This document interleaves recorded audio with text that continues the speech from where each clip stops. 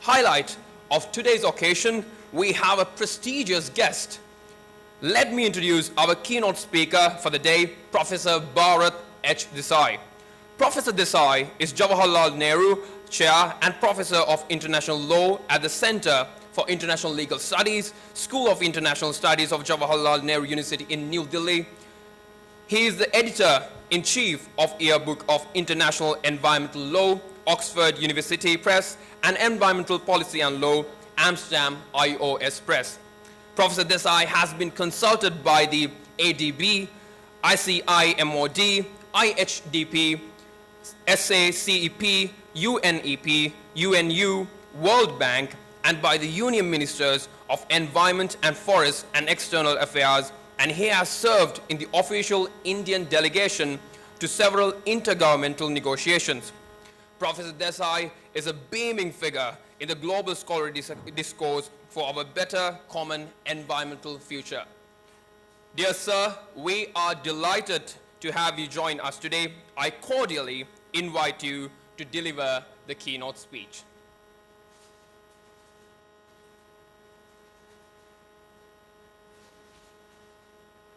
Well, good afternoon to everyone.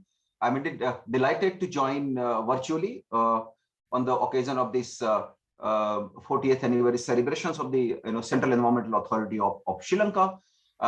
It's indeed always a pleasure to interact, in person or online, with our Sri Lankan friends and colleagues, especially my old friend, Professor Kamina Gunaratne and Professor Sarveshwaran. I'm not much familiar about the other guests on the dais, but it's a pleasure to join through this, and in the wake of these few minutes of my observations, I thought I'll just flag few of the things which may be relevant, in the rapidly changing context. At the outset, the announcement said that, well, the good economic policy is always a good environmental policy.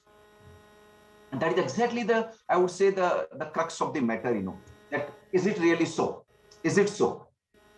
The world over, if one looks at, there is a huge churning going on. In fact, I already pasted few of the links and of the recent works, in the chat box.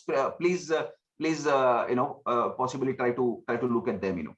So even during the pandemic period, like we did something like 50th anniversary of the journal which I happened to edit, and I put together a panel of some about 23 eminent scholars from all five continents, and the volume which came out even at the height of this pandemic, is entitled as Our Earth Matters. And some of the churning which has been done, by different scholars, across different jurisdictions, different countries, for instance. That is exactly what the Club of Rome, just before the 1972 Stockholm Conference had observed at what is called the world problematic,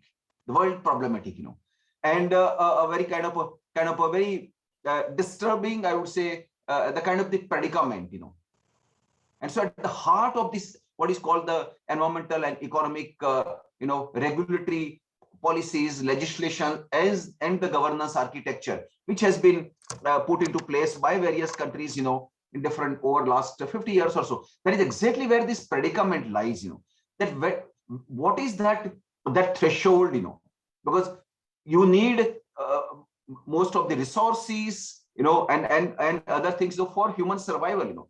We are saying that, well, it's not only the human beings which are the only species on this planet Earth, but there are others also. You have the fauna and flora and a huge amount of other things. But even as I would say, the predominant, and this is exactly what has come out in the anthropogenic working groups, decision in May 2019, that now we live in the age of Anthropocene. There is a telltale human imprint, strong human imprint, so far as the Earth's ecological balance itself is concerned. So the question which we need to really confront, as I put that issue, is thinking aloud and ahead, and while doing so, we need to little look back, as to what has actually transpired. Have we actually achieved the objectives with which this entire global regulatory enterprise was put into place over last 50 years or so? Why does the global environment still continue to deteriorate? I don't need to enumerate the variety of those challenges which are being faced, by people around the world, but it's a very, very gloomy picture. So gloomy picture. I think all that you need to do is to simply find from the United Nations official website or from the Google, the observations of the Secretary of United Nations, Antonio Guterres.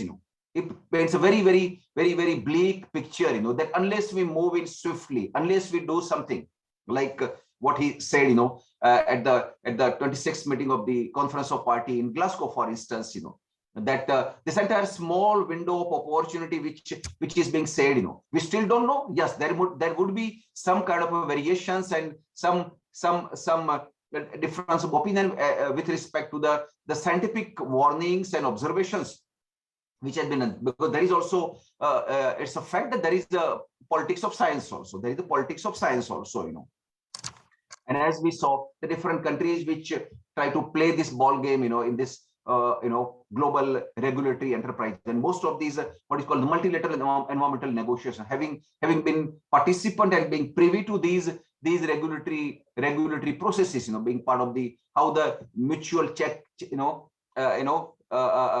try to checkmate each other, on and try to even fight over that small phraseology, for instance, like you saw at the 26th meeting of the COP, the entire issue was about the exit of coal. Now the fossil fuel, especially the thermal power generation, which is now the main bone of contention. But then the question remains as to what do you do about the requirements of the countries concerned. So you need to basically, the entire predicament which I alluded to, refers to the trying to work out a balance, between your developmental requirements and your environmental compulsions, because that is exactly what do you want to leave it, for the posterity or for the future generations, like the the city of Delhi. Sorry. Often, during this winter months, witnesses a heavy smog, there is almost the Supreme Court of India, which was seized of this matter, almost gave order, for closure of the schools and colleges and other things. For instance, the national contingency plan was literally put into place. So why have we created a situation where you need to literally run away from the cities? And the question is, where do you go? Do you have any option? So I think that is exactly the predicament, which we have been facing, and you need to take a call on that. That is this worth it? Are we on the correct path? Do we need to really do what is called the prognosis and try to do kind of futuristic thinking? And so the volume which was released on the World Environment Day on the 5th of June 2021, Our Earth Matters, with the subtitle, The Pathways to a Better Common Environmental Future. So the seminal issues concerning that predicament, how the different scholars from different jurisdictions have been doing.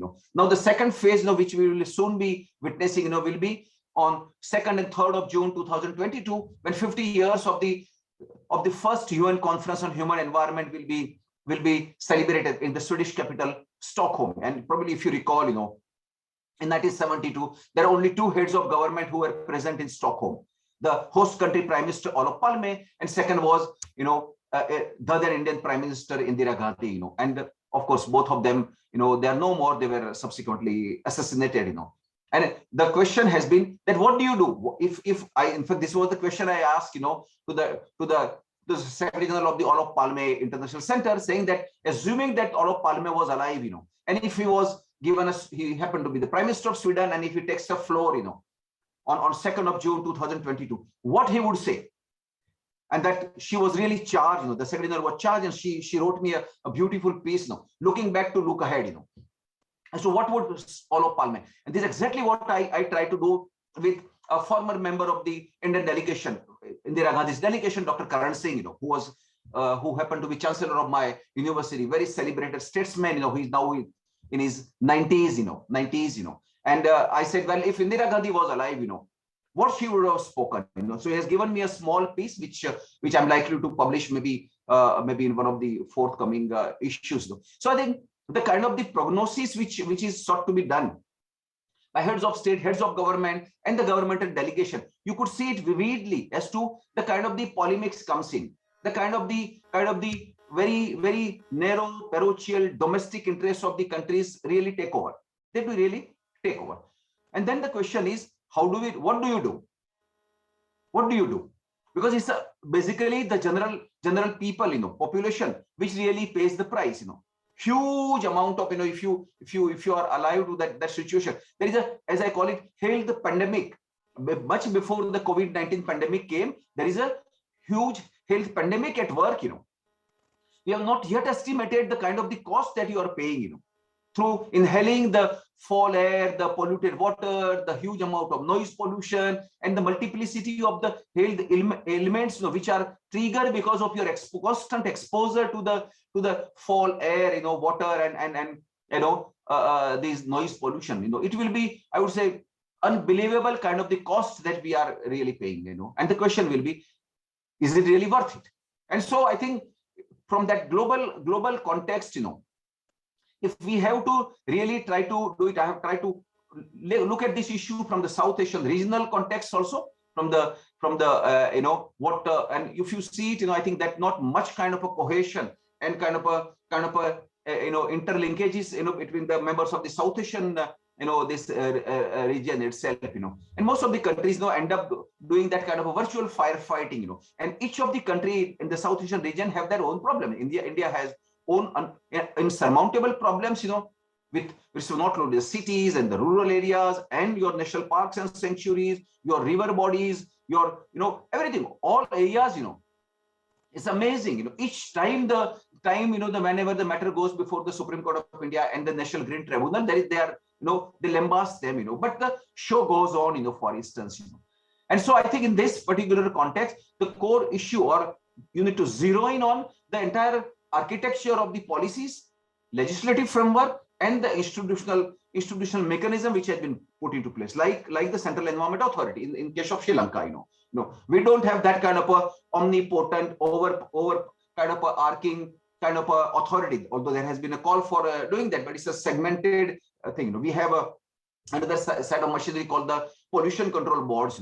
And this issue has often been coming up, and the economic interests, they really take over. Often you have this huge controversy about many of these developmental projects. You have the huge highways coming up, you have the railway lines being laid, they run through the national parks and sanctuaries, and you are creating live hazards. I've not yet tracked the latest figure, but numerous big species like elephants get run over by the fast moving trains, from India's national parks and sanctuaries, for instance. Rhinos get killed, for instance. Huge amount, because they are migratory in nature. They do migrate. They need a huge kind of a area where they move around, for instance. Like the lions from the Gir National Park, for instance, they do migrate because the habitat is shrinking. So there is that kind of a constant tug of war between the human requirements and the needs of the animals. So there is a proverbial that man-animal conflict which is going there, which is basically a developmental kind of a tug of war which has been going on. And we don't have any kind of, I would say, a finality of answer so far as what precisely you need to do. But I have already pasted one small observation which I did, at the beginning of my career, in a journal published by Pergamon Press called the Social Science and Medicine. Already pasted the Threats to the World Ecosystem, a role for the social scientists, where I had made that little observation. This was actually, pointed out, by one of my doctoral students, and I'll just read it out. The lack of awareness among the people and lack of will on the part of the decision makers has landed us into a sordid state when it is feared that if the current pace persists, people will be forced to move with gas masks in some of the mega cities in the not too distant future. This was the journal in 1992, almost 20, 28, 29 years. So that is exactly the predicament, that the reality which we have faced now. When you write as a scholar, you never want it, or never think that well, this reality will, but it is virtually like all of us, we move with a gas mask, all of us, we move with a gas mask, for instance. And so I think that is exactly, you need to do, you need to take a call on that really part. You need to work out that balancing exercise. That is exactly what this I would say the regulatory enterprise is all about. How best do you do the balancing, amidst all the vested interests, developmental pressure which are there, because those are pressures are genuine. Development requirements is there. You need to have, for instance, have electricity generation. Whether you want to have it through the fossil fuels, through the coal-based thermal power, coal-driven thermal power stations, or you move to the renewables, for instance, like the solar, like the International Solar Alliance, which India has mooted, and it is still to take off, although there are a large number of countries which have joined the thing. Nobody is yet to, because the cost, of solar power generation and the other options, like the hydro is one of the other, but hydro also has its problems in terms of the, location of the dams in many of the seismic areas, for instance, and like they say, the nature strikes back, whenever you do take that excessive liberty, excessive, permissiveness with what the nature ordains for you, for instance. So you have the flip side of most of these.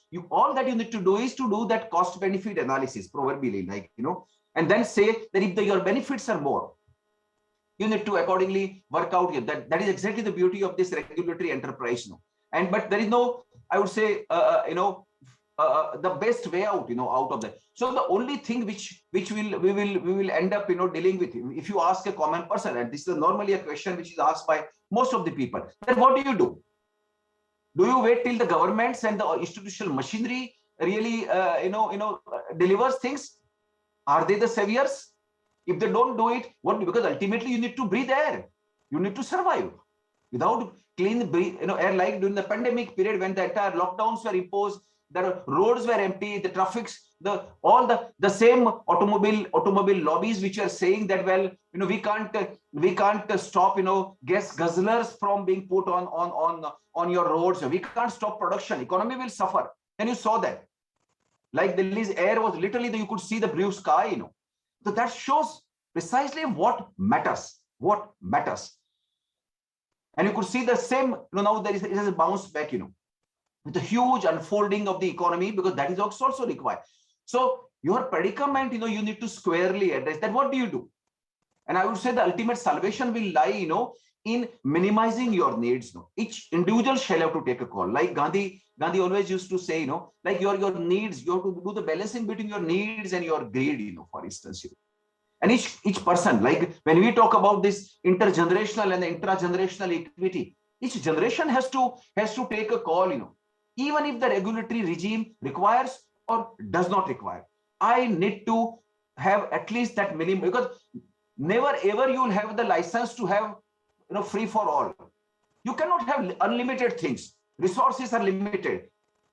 Time is running out. So you cannot do that, The question is, will the regulatory regime be sensitive enough to take cognizance of it and put that into place, Huge amount of lobbies take place, huge amount of tug of war takes place, and I've seen that firsthand, how the bureaucracies, they really work, Legislations are like, we have the Environment Protection Act, which has been left deficient, that what prevails, like one of the judges, asked me this question recently, then what prevails if there is a conflict between the Environment Protection Act and the Air Pollution Act or the Water Pollution Act? What prevails? You created that literally a quagmire, for instance, and the machinery, like the so-called Green Tribunal, which was put into place in 2010 in India, National Green Tribunal of India, for instance. Again, there are wills within wills. The time will not permit me to go into this entire issue, but all of us, we are alive to it. I'm alive to Sri Lanka has her own problems. For instance, developmental problems are there. You need your, like the mega parks and pristine resources, the ocean coast, and now the new menace which has cropped up. I've seen on some of the costs, I think even including, like Colombo and Gaul, for instance, the plastic pollution. They say if we do not take the call today, by year 2050, there will be more plastic in the ocean than fish.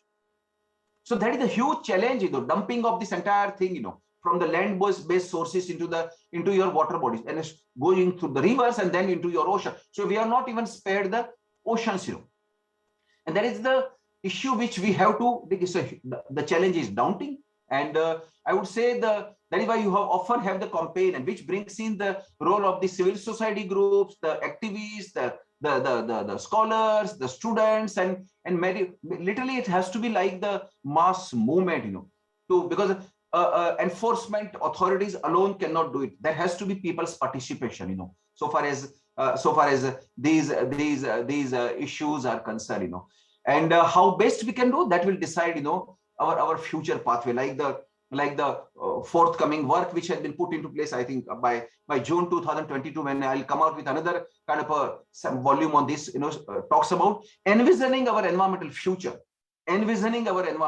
I asked each of those celebrated scholars who spent a lifetime in this entire environmental regulatory movement. They made the careers out of the environmental regulatory system. I told them, can you look back and can you decide as to what happened, what actually transpired? Was it the correct path?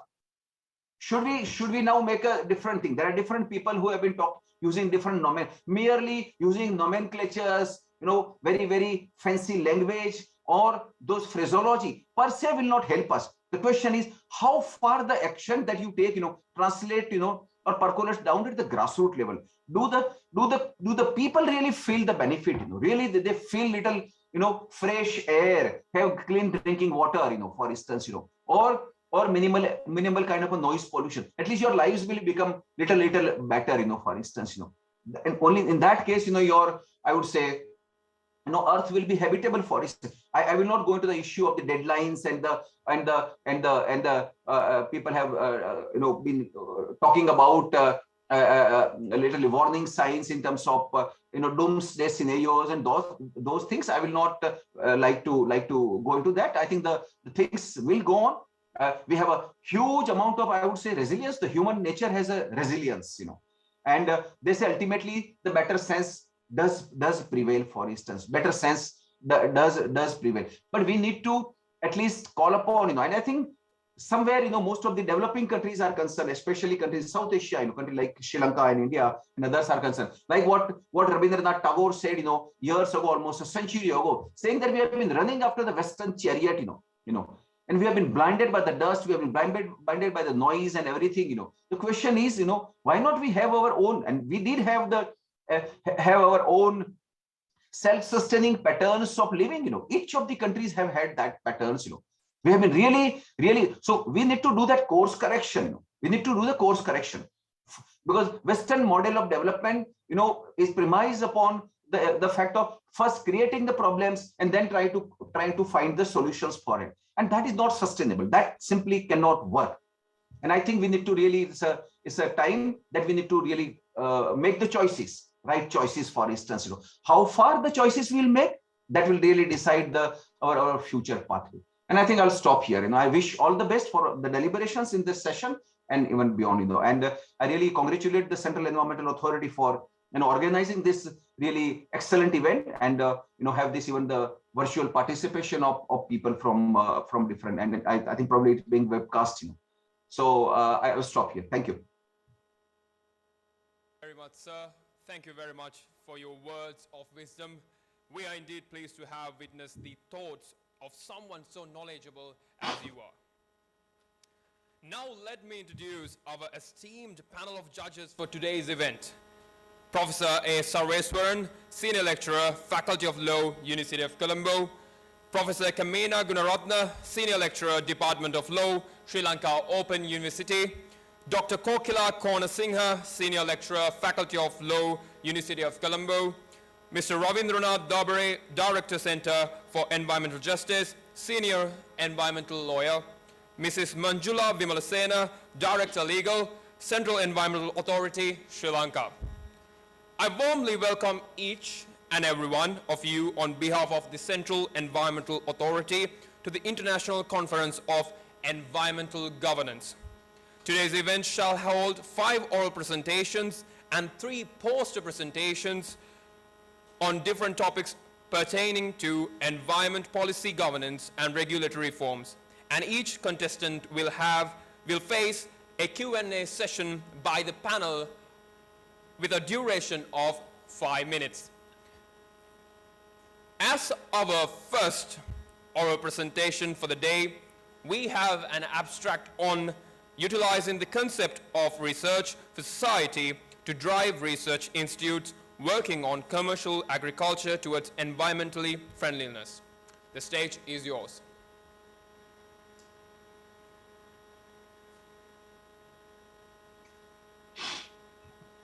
Thank you.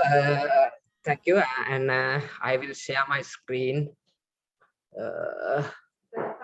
It's not actually it has been disabled now. Can I have sharing facility?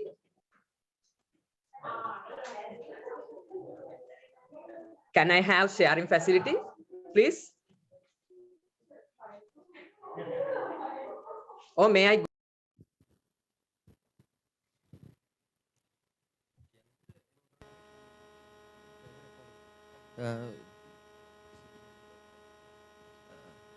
Mr. Prabhat Abe Srivardhana, your presentation is with us.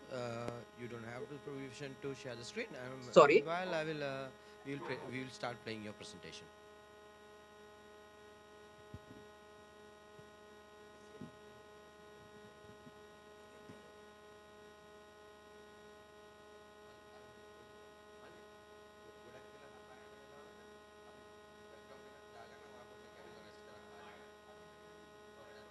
Hello everybody, I'm going to present my research on utilizing the concept of research for society to drive research institutes working on commercial agriculture towards environmentally friendliness. This is the introduction to my research. It is very important to convert agriculture from subsistence to commercial agriculture, especially in support food security and Sustainable Development Goal to Zero Hunger by 2030. In this regard, research plays major role in technology development and productive improvement in agriculture research. Here we present research for society concept as an ideal solution for impactful research. The problem is that in present research scope, socio-economic and political environment of the country is not sufficiently considered, especially their changes towards innovative commercial agriculture development. So, as a solution to that problem, we propose research for society concept, which contains 2 parts: social awareness and flexibility of research institute, and these 2 parts will be discussed in future slides. Problem to be solved. The way research practiced so far, without considering its social and environmental impact, is not going to work anymore, especially in period like COVID-19. So, to solve to this problem, we have to be aware of performance drives of research institute and research. Then these performance drives should be measured, and accordingly, research institute and their research should be adjusted so as to have well-managed agriculture research practice and as a research culture. This is our expectation from our concept. First, we have to identify key performance drives in research institutes. Then, there should be a well-formed strategy to manage research performance. Then that performance of the research institute should be measured and validated towards innovative agriculture research. Our methodology has 2 phases. Phase 1, to identify key performance drives, and phase 2, to test and validate those concepts, key performance drive using partial least square structural equation modeling. So phase 1, we identified 4 key performance drives, and out of them, research that bind with societal acceptance is very important and will be discussed here, along with the functional flexibility of research institute. So in phase 2, social awareness, performance of functional flexibility of research institute will be tested and validated, and also we will look at moderation effect of functional flexibility on social awareness as well as functional flexibility towards research for society concept. This is a conceptual model to be used in identifying, testing, and validating the complex structure of performance drives towards research for society key performance indicator.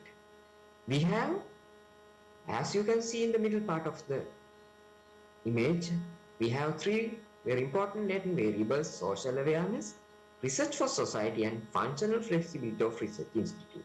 To support these 3 latent variables, as you can see, there are collaborative community participation, social satisfaction, workforce willingness as also latent variables. So altogether we have 6 latent variables.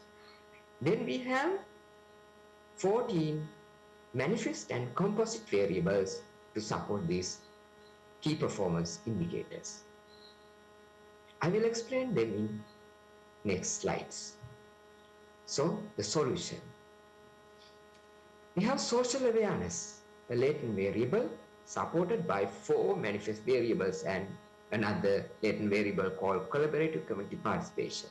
This has 2 hypotheses.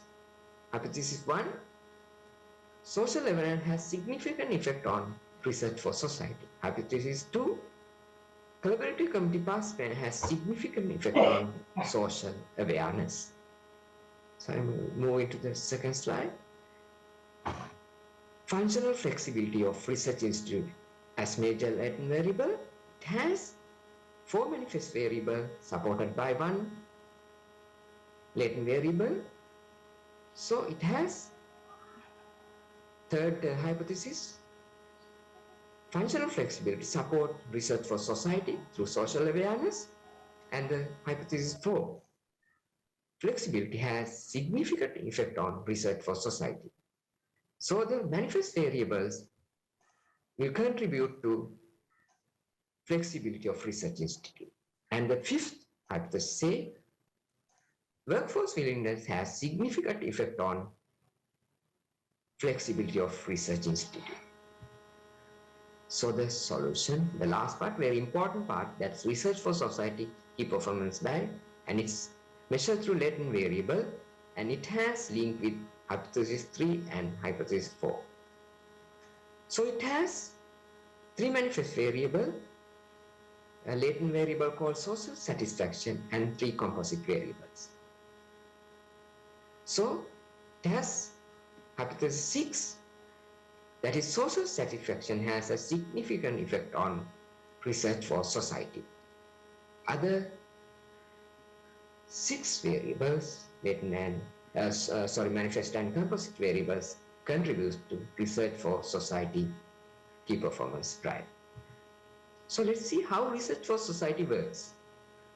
Flexibility and social awareness practice sufficiently and simultaneously in the research institute.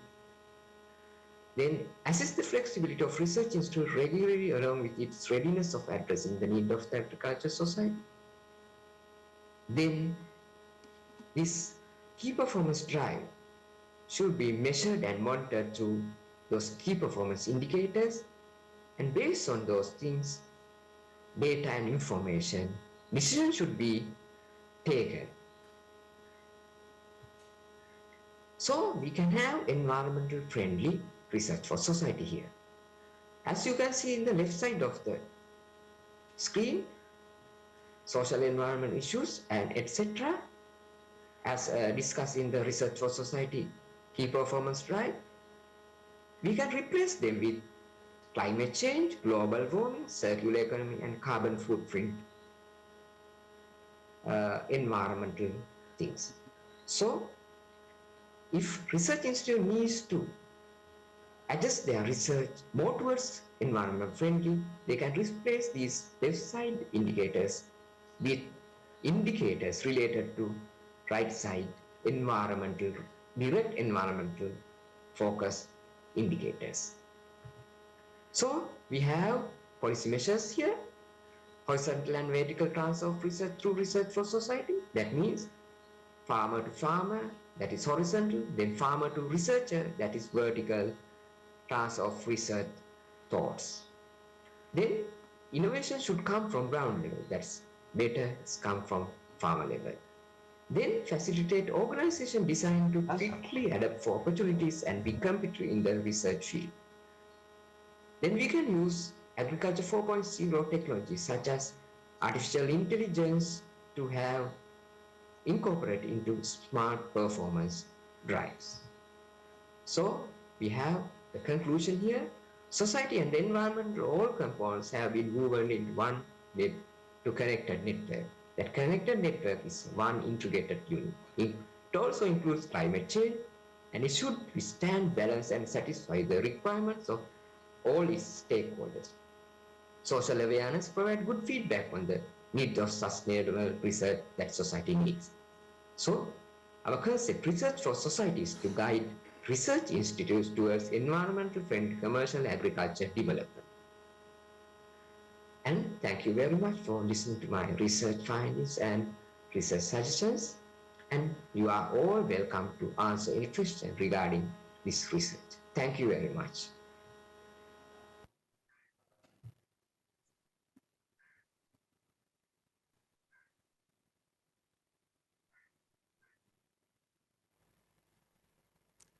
Thank you very much. And the Q&A session starts now.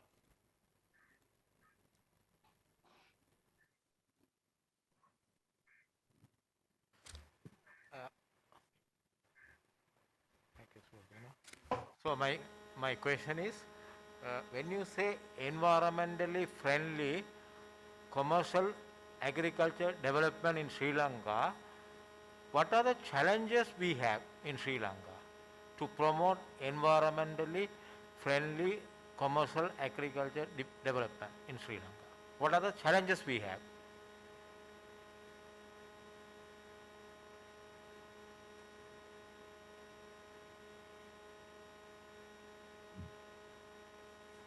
You got my question?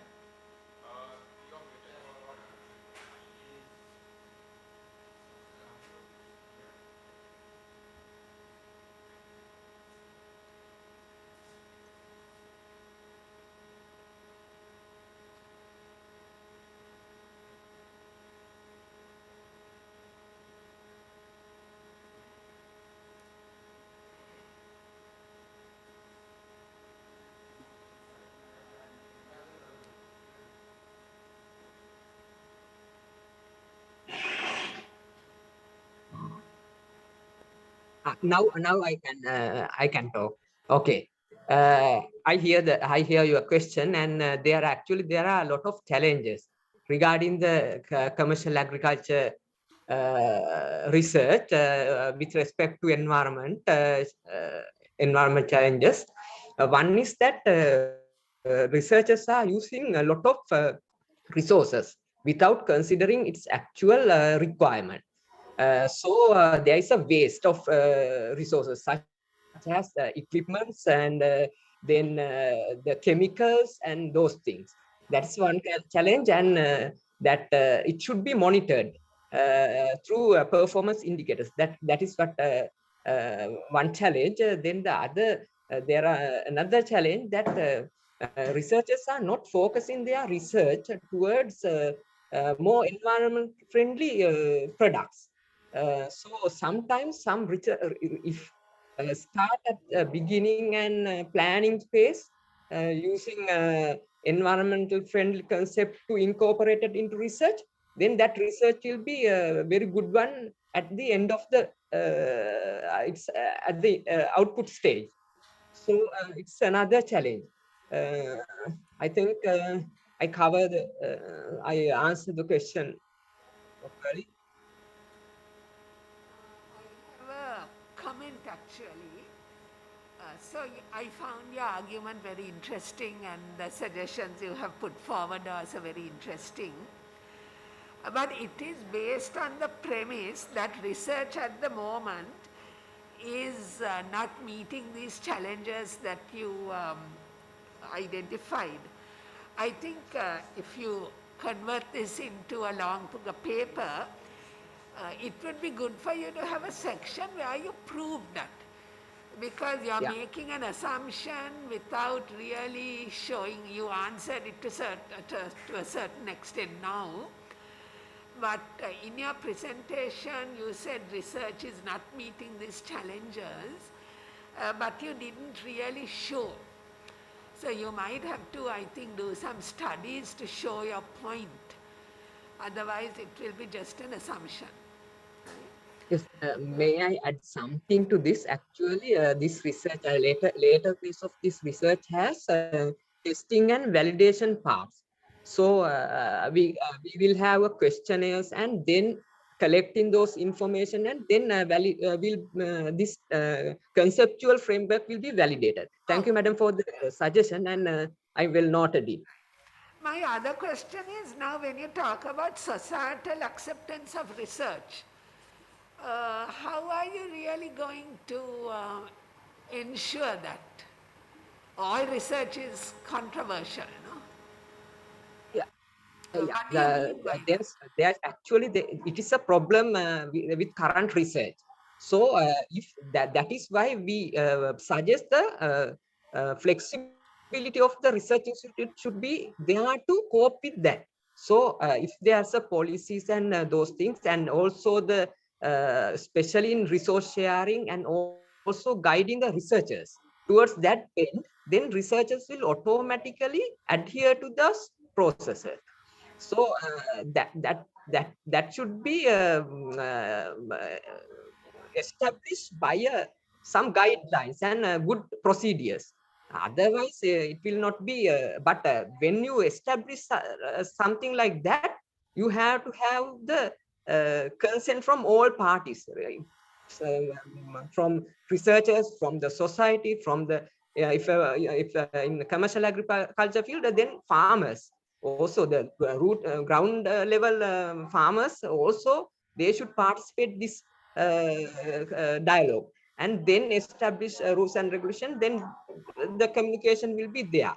That I think that kind of thing should be considered here also.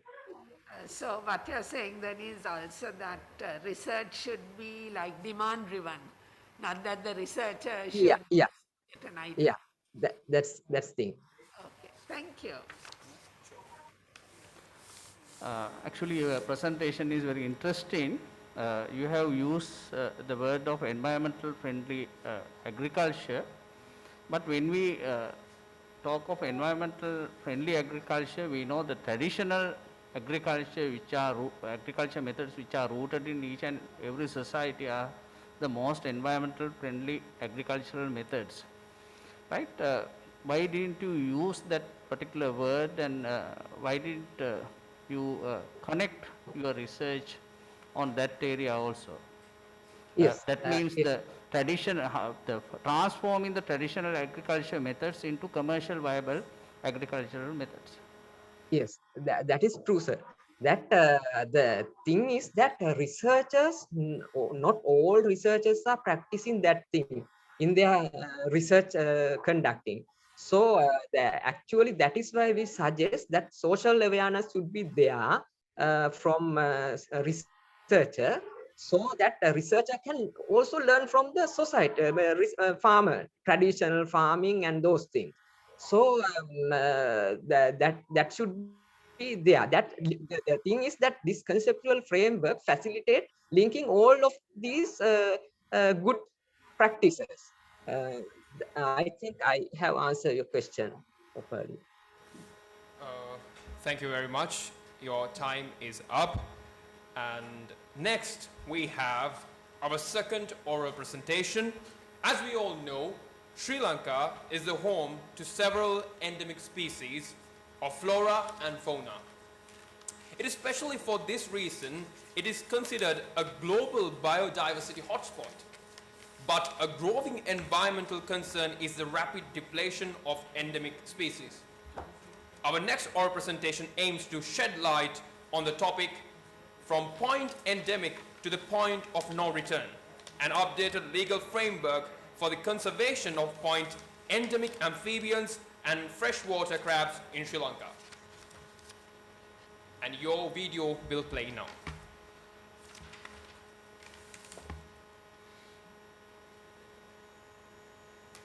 Good afternoon, esteemed panel.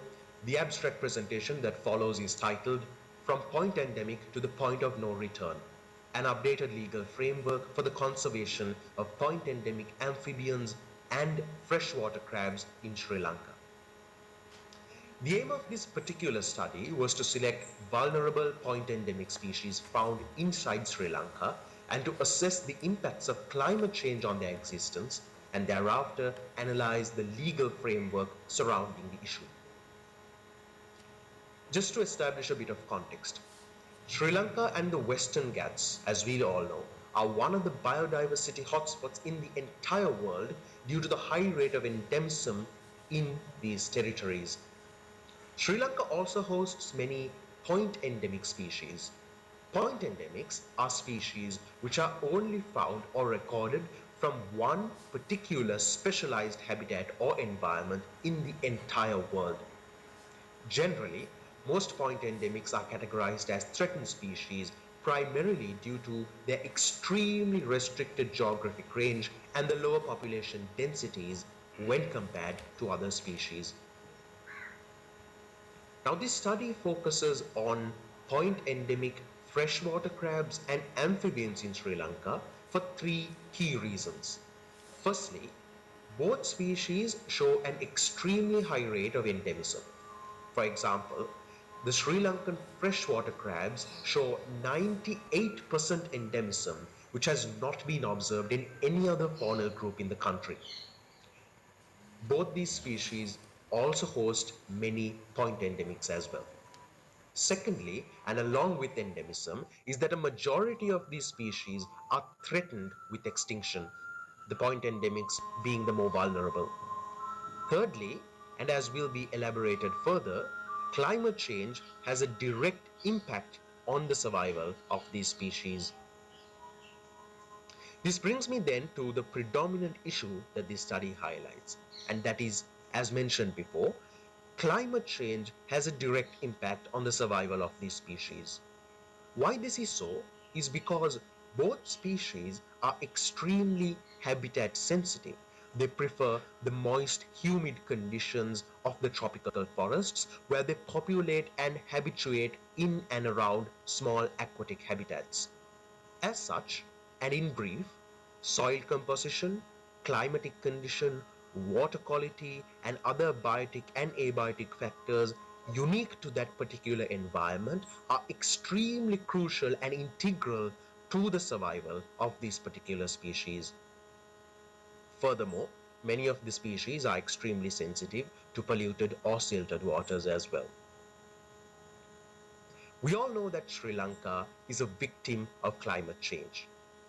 Furthermore, as identified in Sri Lanka's 6th National Report to the Convention on Biological Diversity, climate change in fact is affecting the overall presence and abundance of amphibians in the country as well as freshwater crabs, especially in the wet forest zone, and this is true when it concerns point endemics as well. Irregular rainfall patterns, temperature spikes, landslides, and other natural disasters induced by climate change will adversely impact the habitats and thereby the lifestyles and distribution of point endemics. The study also sheds light on the fact that climate change in fact exacerbates the impact of the ever increasing anthropogenic interferences that cause habitat degradation and fragmentation. I now move on to the key findings of this study. Firstly, at the international and national levels, there is currently no exclusive legal protection for point endemic species. At this point, I must concede to the fact that designating certain species as point endemics might be a difficult and tedious task, primarily due to the ability of these species being recorded from elsewhere, which would deprive them of the label point endemics. However, following the precautionary principle, I argue that it should not be a restriction to afford protection to these species. Secondly, the existing legal framework is heavily centric towards mitigating human impacts without adequately addressing the impacts of climate change stressors on biodiversity. Once again, while conceding to the difficulty in addressing such issues through legislation, one cannot overlook the fact that what the existing framework has done is that it has essentially prompted states to merely take preventive action towards biodiversity protection. Thirdly, and this is an argument that I have highlighted, is that lack of research conducted is deemed a hindrance to employ effective conservation methods. This is especially visible through the dearth of information available on freshwater crab species in Sri Lanka. As a result, environmentally sound decisions are not taken for the conservation of species, especially those that are threatened with extinction. And finally, moving on to the recommendations, this study includes several recommendations that Sri Lanka can look to implement, and for purposes of convenience, I have broadly classified these under three headings. These recommendations can be useful in conserving all point endemic species in the country. Firstly, novel recommendations are proposed in the study to update the national legal framework. Statutory recognition and special protection should be given to point endemic species, including freshwater crabs and amphibians, in such a way that even when new species are recorded in the country, they are also automatically provided with this special protection. To this effect, a statutorily established research and conservation committee on endemics and point endemics is suggested. The rationale there is that such an organization not only has the mandate but also a statutory obligation to carry out conservation and research matters proactively rather than resorting to preventive measures. Any neglect of their action would be deemed ultra vires, and as such, there is an inbuilt accountability mechanism as well. In my opinion, such a proposal also aligns with the well-established precautionary principle in environmental law. Secondly, the existing legal framework, especially under the Flora and Fauna Protection Ordinance, can be used to secure and preserve the pristine nature of the sensitive habitats of the point endemic species. To this effect, preventing human interference through stricter implementation of the law is also crucial, and this must also include preventing human actions that contribute to climate change and that cause pollution. Thirdly, as we all know, the success of any conservation effort depends on the practical and the pragmatic measures, and as such, providing access to updated baseline data on species, climatic conditions, and other data, as well as methods such as community participation for conservation, are highly encouraged. The study concludes that effective utilization of both scientific data and an updated legal framework will be instrumental in ensuring the survival of the selected point endemic species and the other point endemic species as well. With that, I conclude this presentation. Thank you very much for your time. Thank you very much. And now it's the Q&A session.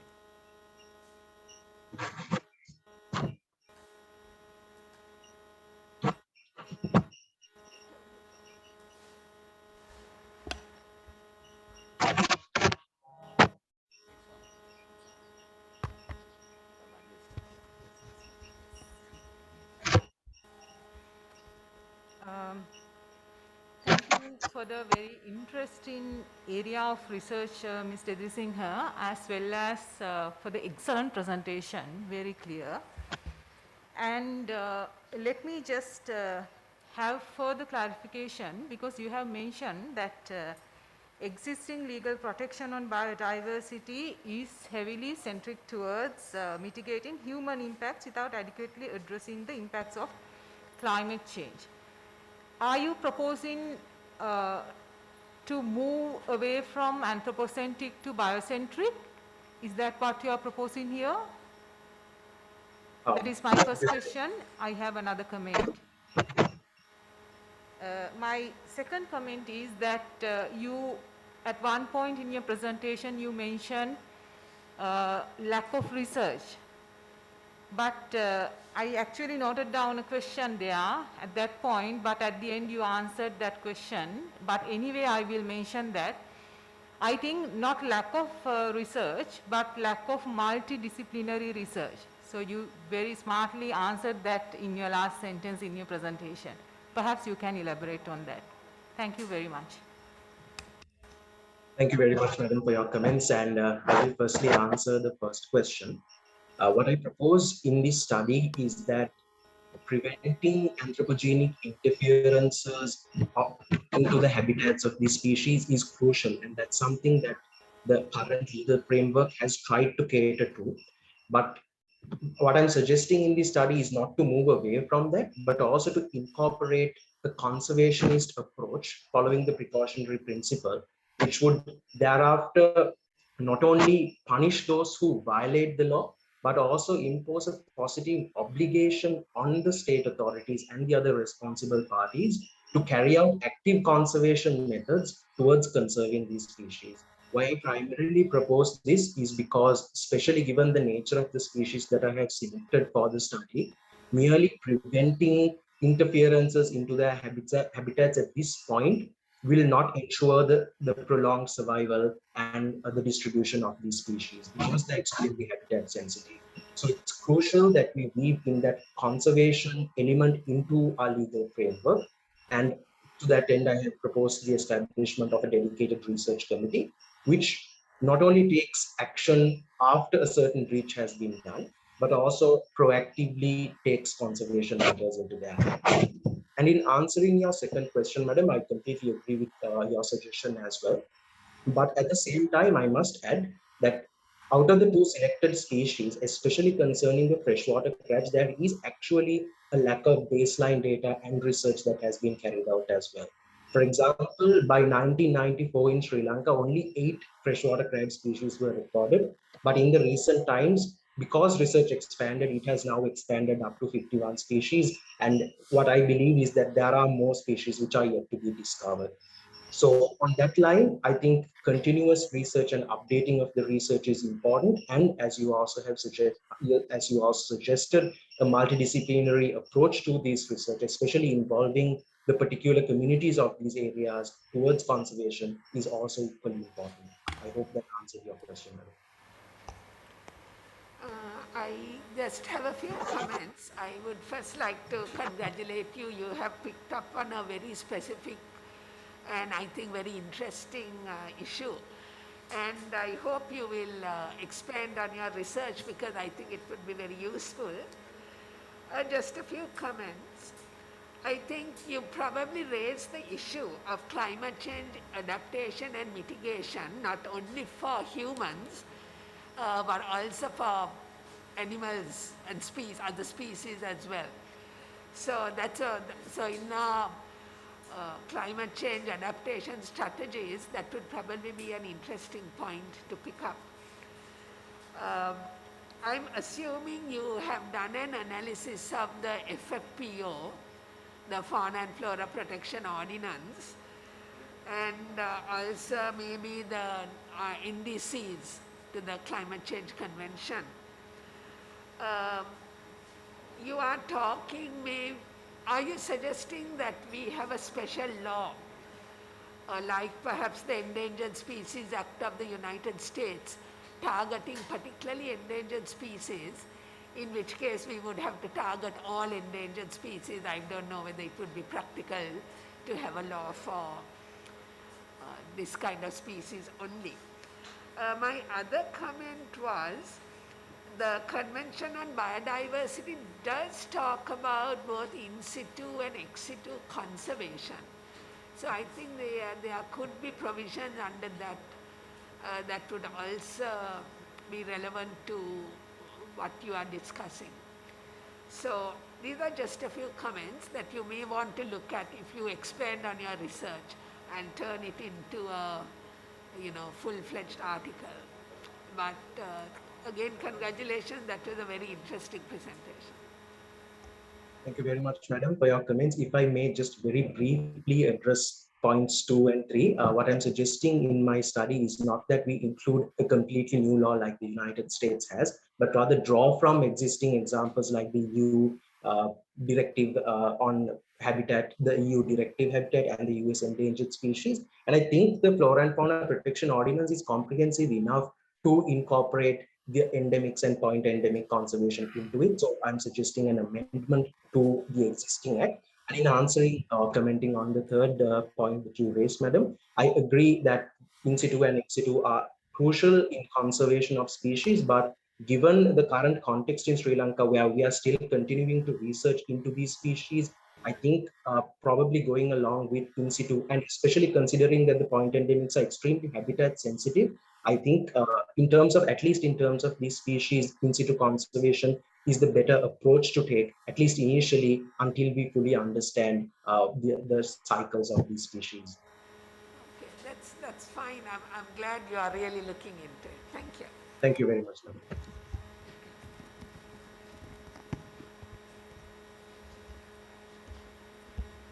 I saw there were several recommendations in your presentation.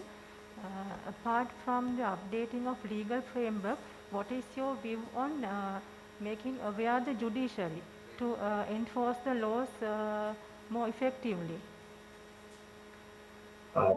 Thank you very much for your question, madam. And I think that's also extremely crucial because if we look at cases from other jurisprudences, like the Teleco Dam case, where a point endemic, that is the snail darter, which was a fish that was conserved primarily due to judicial efforts. I think when discussions of that nature come into the Sri Lankan jurisprudence, and when there is also awareness among the community with regards to specifically the point endemics and how vulnerable they are as a species and how they should be conserved. And when that discussion and discourse is in the society, it's through that we can inform the judiciary.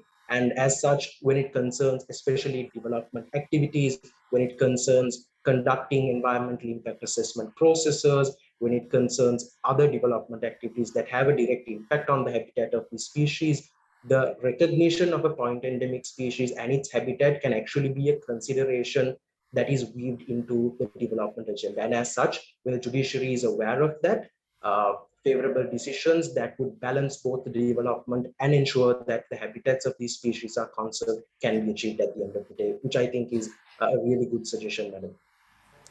Thank you very much. And with that, we will have the lunch break from 1:40 p.m. onwards. Please feel free to make your way towards the lunch area. We will reconvene to resume here at 2:30 p.m. Thank you very much.